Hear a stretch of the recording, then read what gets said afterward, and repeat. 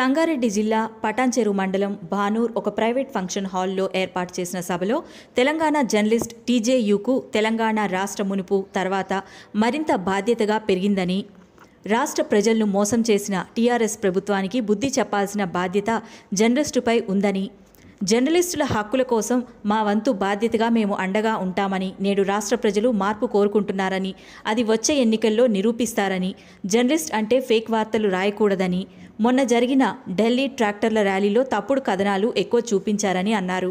ఈ సందర్భంగా టీజేయూ రాష్ట్ర అధ్యక్షుడు కప్పర ప్రసాద్ మాట్లాడుతూ, రాష్ట్రంలో జర్నలిస్టుల ప్రజాయాత్ర పేరిట త్వరలో బస్సు యాత్ర చేపడతామని, రాష్ట్ర ప్రభుత్వం ప్రజలను, జర్నలిస్టులను, అన్ని వర్గాలను ఏ విధంగా మోసం చేసిందో గడప గడపకు వెళ్లి ప్రచారం చేస్తామని, జర్నలిస్టుల కోసం పనిచేస్తున్న ఏకైక సంఘం టీజేయూ మాత్రమేనని తెలిపారు. నీతి నిజాయితీతో రజాకార్లపై తన పెన్నుతో నిరసన గళం విప్పిన షోయబుల్లా ఖాన్ జీవిత చరిత్రను సినిమా తీస్తున్నట్టు చిత్ర యూనిట్ను పరిచయం చేయించారు. ఈ కార్యక్రమంలో వివిధ జిల్లాల జర్నలిస్టులు, నాయకులు, నియోజకవర్గ బీజేపీ నాయకులు పాల్గొన్నారు.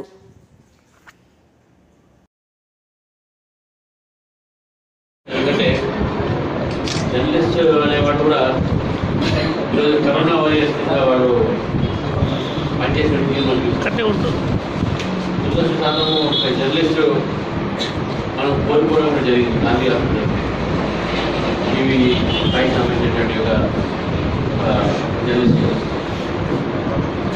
ఎన్ని కష్టాలున్నా కూడా సమాజంలో ఏ ఒక సంఘటన జరిగినా విపరీత పరిస్థితుల్లో పనిచేసేటటువంటి ఒక ఏదైనా సమాజం ఉందంటే జర్నలిస్ట్ సమాజం.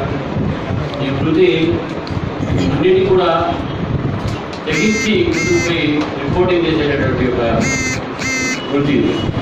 డెమోక్రసీలో, ప్రజాస్వామ్యంలో ఒక వ్యక్తికి విభేదం ఉండొచ్చు.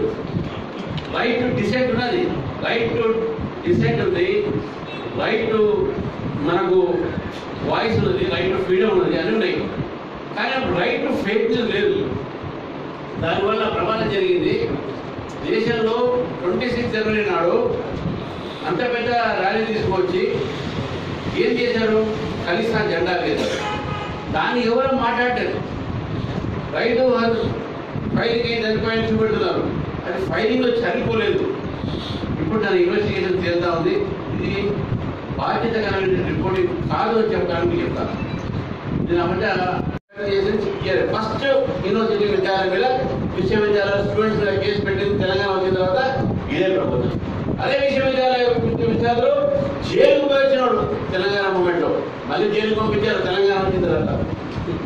ఇందిరా పార్క్ లో ఉద్యమం మన నాంది పలికింది ఇందిరా పార్క్ నుంచి.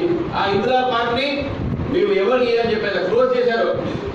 కోర్టు వల్ల నడుస్తున్నారు, లేకపోతే అది కూడా అప్రూవ్ చేశారు. న్యాయవాదుల మీద కేసులు ఇంకా పెండింగ్ ఉన్నాయి, ఏది ఎత్తేయలేదు, అది అట్టే ఉన్నాయి. ఎందుకు ఎత్తేయలేదు? న్యాయవాదులు ఎందుకు న్యాయం చేస్తున్నారు? 100 కోట్లు ఇస్తే మీరు అడిగేదాకా దాన్ని బయట తీయలేదే.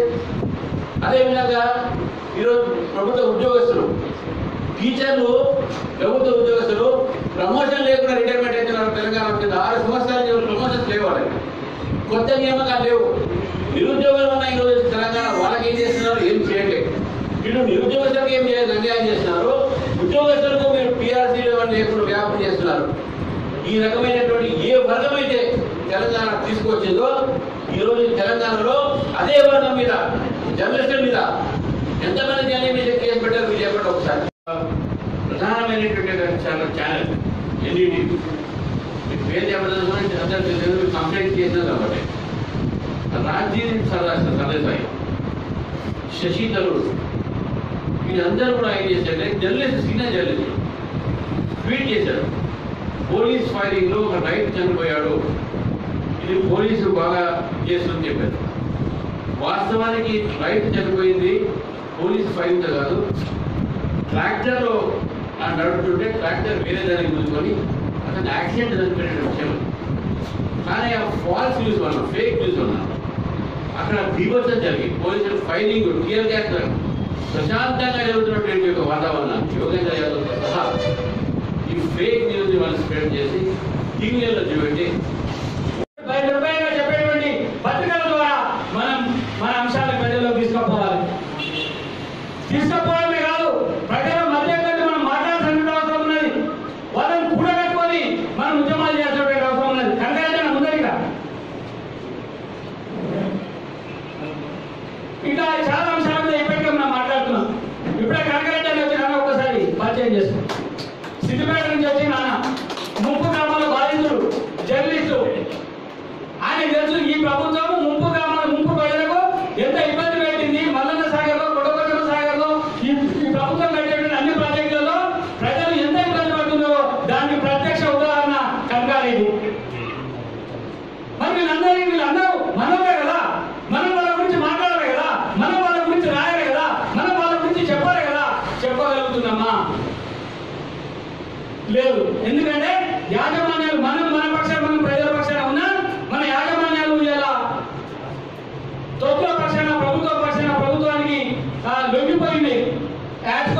అవకాశం లేకపోతే జగన్ ప్రభుత్వంలో ఈ కాలు పట్టుకొని అక్కడ ఒక అడ్వైజర్ పోస్టులు తీసుకొని జీవనం వెల్లడిస్తున్నటువంటి పరిస్థితి అలా. అంటే రెండు సంఘాలు అక్కడ ఒకటి ప్రభుత్వానికి తాకట్టు పెడితే ఇక్కడ ఒక ప్రభుత్వానికి తాకట్టు పెట్టిండు. కాబట్టి మన మీద ఎక్కువ బాధ్యత ఉంది. అలా మనం చిన్న సంఘంగా ఉన్నా సభ్యులు తక్కువ ఉన్నా గుండె ధైర్యం గుండె నిబరం సంఘటితంగా ఉండదు. కాబట్టి మనం నిజాన్ని ప్రజలకు తీసుకోవాల్సినటువంటి అవసరం ఉన్నది. ప్రజలకు వాళ్ళు పడుతున్నటువంటి ఇబ్బందులను తెలియజేయాల్సినటువంటి అవసరం ఉన్నది. రాబోయేటువంటి రోజుల్లో 2023లో వచ్చినా 2022లో వచ్చిన ఎన్నికలు ఈ ప్రభుత్వానికి గద్దెదించి ఈ ప్రభుత్వానికి ప్రభుత్వ అధికారానికి జర్నలిస్టులకు ప్రజలకు ద్రోహం చేసినటువంటి ఈ ప్రభుత్వం యొక్క ఆధిపత్యాన్ని పొందబెట్టడానికి మనం సిద్ధం కావాల్సినటువంటి అవసరం ఉందని చెప్పి తెలియజెప్పడం కోసం ఆ వైపు పనిచేయడం కోసమే